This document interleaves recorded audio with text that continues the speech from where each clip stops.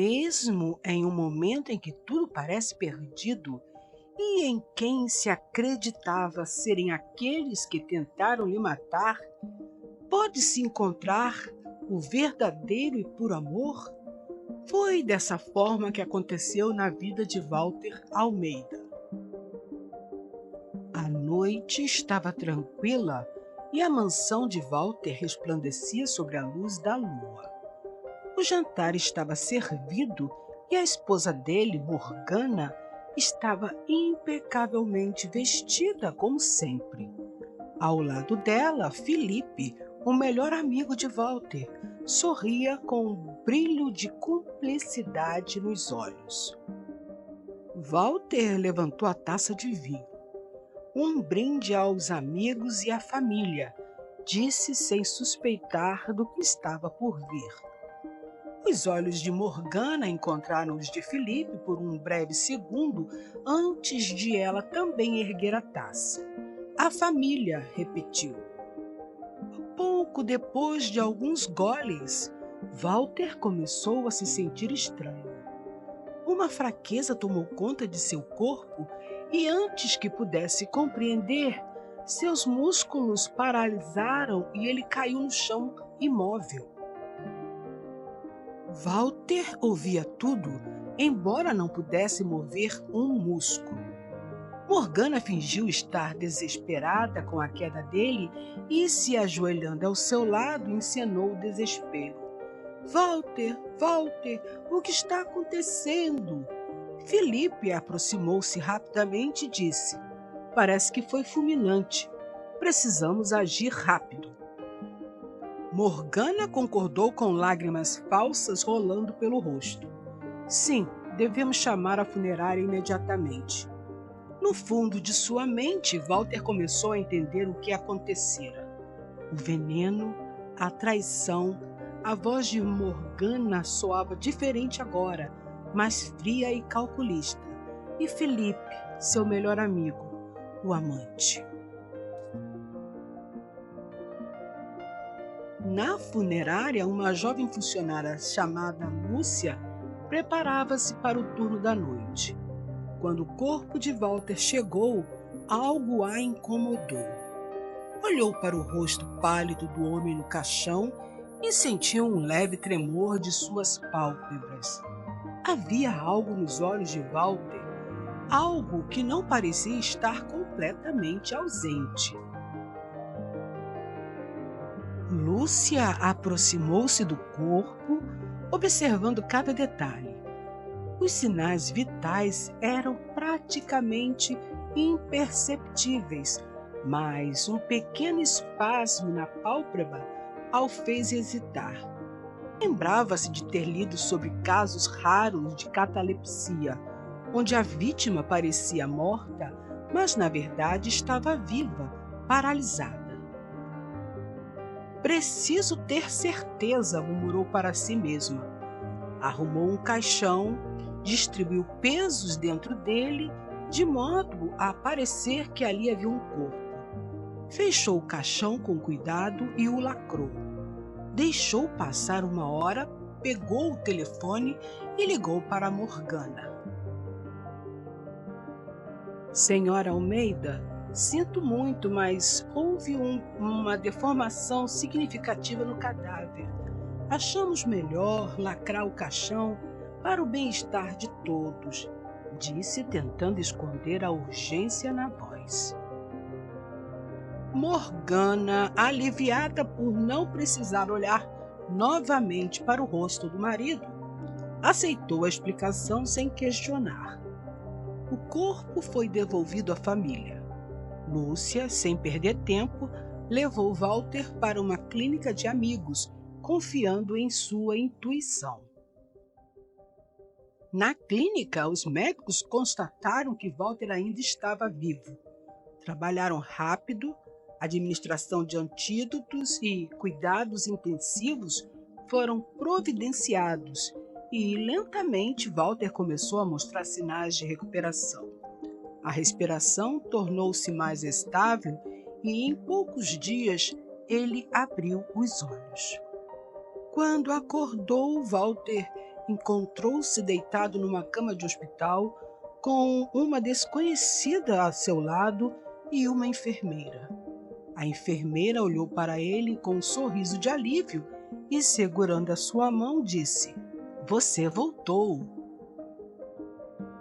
"O que aconteceu?" perguntou Walter, com a voz ainda embargada pela fraqueza que se encontrava. Lúcia, que não saiu de seu lado nem um só minuto, respondeu: "Eu não sei, Sr. Walter. Sei apenas que sua esposa pediu que cuidássemos de seu corpo para o enterro. No entanto, observei que o senhor ainda poderia estar vivo e o trouxe para cá."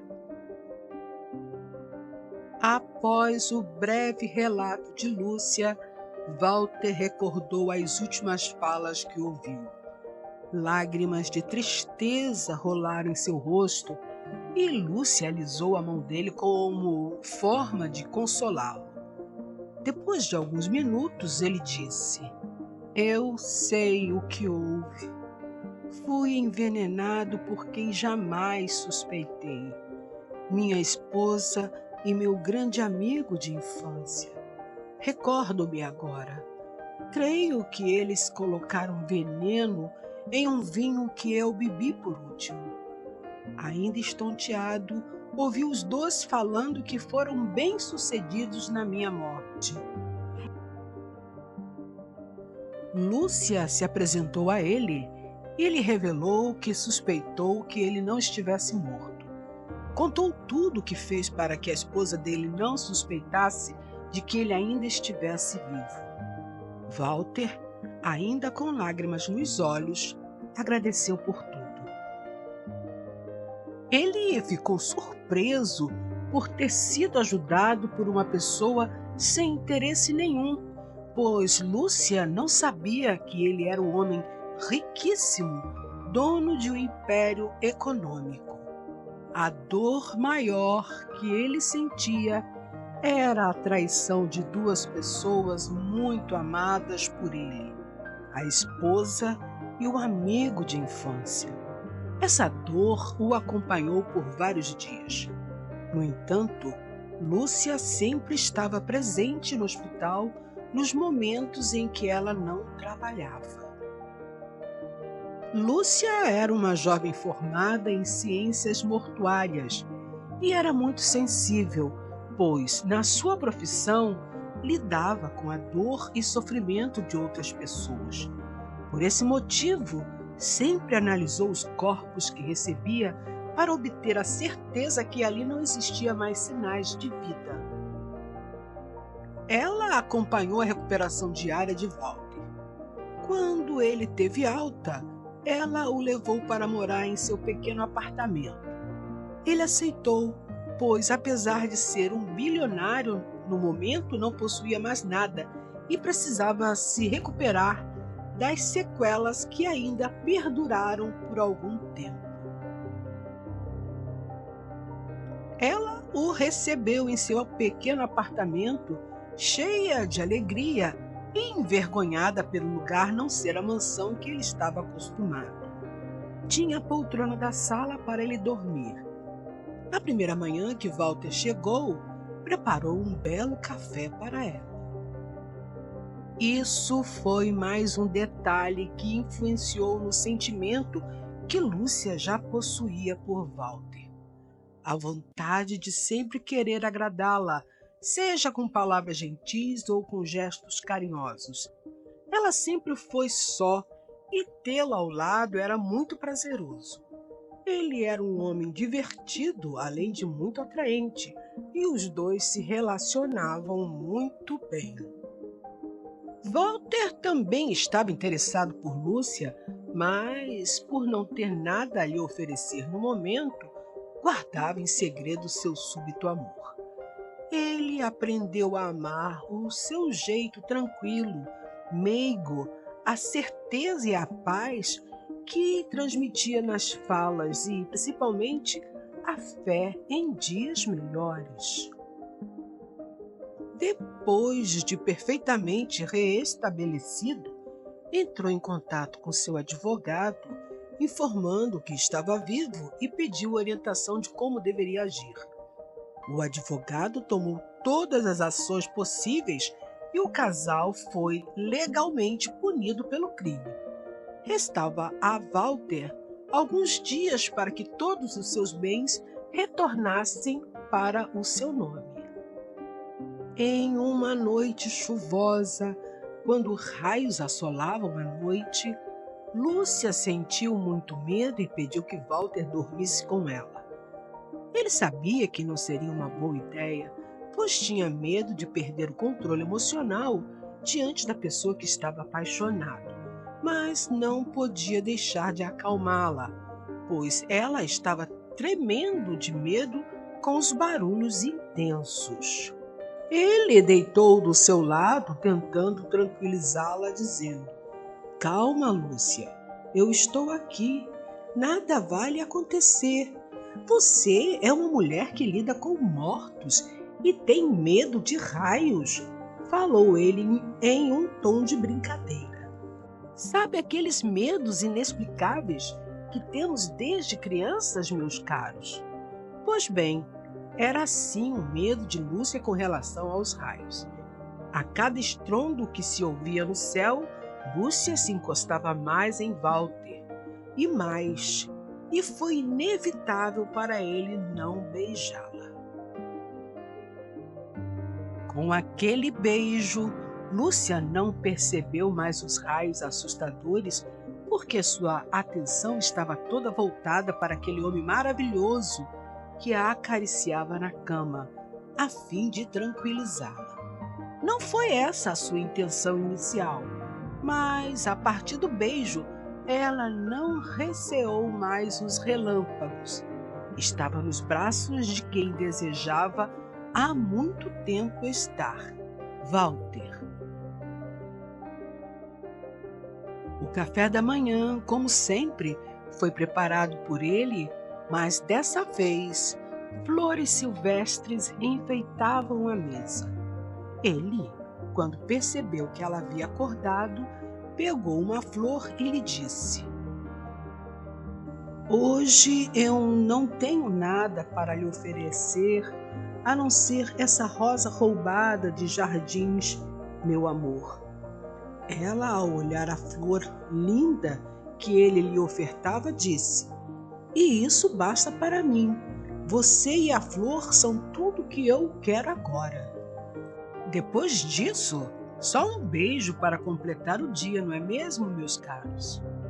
Os dois passaram a viver um sonho de amor no pequeno apartamento de Lúcia. Ela estava muito feliz com Walter e nunca lhe cobrou nada, pelo contrário, agradecia a Deus por tê-lo encontrado. Mas o dia da retomada do poder financeiro de Walter havia chegado. Todos os bens dele voltaram para o seu poder. Animado com a notícia, ele se despediu de Lúcia e foi agir para reverter todo o mal que a sua ex-esposa e seu ex-amigo haviam feito. Naquela noite, ele ligou para Lúcia informando que ela não o esperasse porque ele estaria ocupado até tarde da noite, mas no dia seguinte ele iria encontrá-la. Repentinamente, uma tristeza se abateu sobre ela. Seu coração, acostumado às incertezas do mundo, começou a duvidar do amor de Walter. Várias perguntas sem respostas surgiram em sua mente. E se ele brincou com os meus sentimentos? Ele me ama realmente ou só precisava de meus cuidados? Depois de muito pensar, dormiu chorando. Na manhã seguinte, um cheiro bom de café saiu da cozinha, como em todas as manhãs depois de Walter morar em seu apartamento. Mas não podia ser ele.